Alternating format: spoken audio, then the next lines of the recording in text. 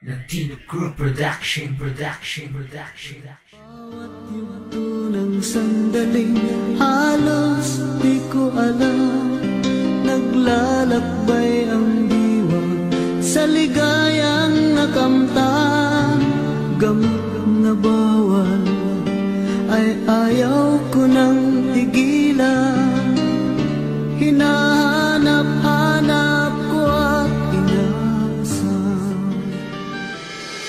Dito ko ay sasawalat ang kwento ng aking buhay, maagang pagkamulat sa mundo nating makulay. Sa edad na 15 anyos nasubukan ng lahat, ang sari-saring mga bisyo na di na kayang takasan. Iwasan, ilagan, di kayang tigilan, pati ang pag-aaral laki ng pinalimutan. Nakasanayan na kaya hinahanap na ang bawat titik ng usok sa mga mata ko na mumunga. Na dahil ng sobroma ito ay na-influensya, natuto ng maglako para lamang magkapera, para lang makabili na pinagbabawal nga na droga. Halos ko ay nalulong at di na nga umuwi na bayad. Dumating at isang araw na ikaw ay napaluwa, ang iyong ama't ina sa harapan mo ay lumuluwa. At tinatanong sa'yo, anak, saan kami nagkulang, nang dahil lamang yan nasira ang kinabukasan.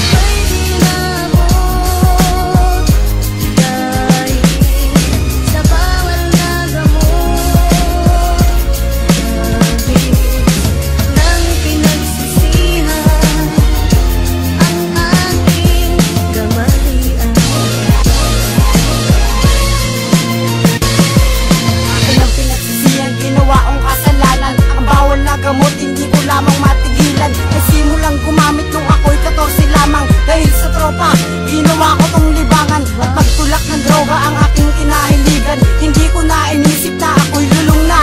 Kahit wala ng pera, ako'y sumugal pa. Natuto kong magnakaw para lamang magkapera. Nalaman ko ang bawal na gamot, walang patutunguhan. Puro kataran-katuan ng natututunan. Ambisyong umaapak, tapos ng pag-aaral akin ang kinalimutan. Dahil sa bawal na gamot, pangarap ko'y ginaabot. Labis ko ng pinagsisiyang ginawa kong kamalian. Kaya aking kaibigan, itigil nyo na yan. Dahil may Panginoon na tayo'y gagabayan.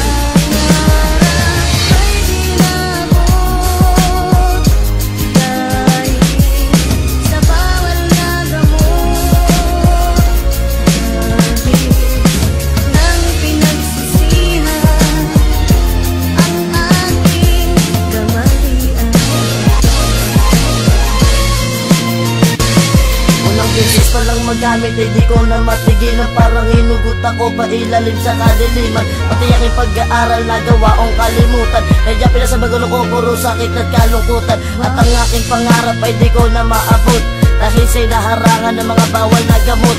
Susubukan ko tigilan para sa magulang ko.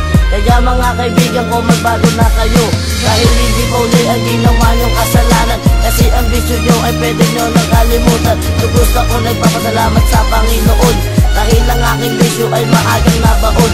Minsan magulong sa isip ko, itigil nyo na yan. Dahil ang bisyo nyo na yan ay walang patutunguhan. Kaya sa mga adik na gusto na rin magbago, harapin na Panginoon at talikuran ng demonyo.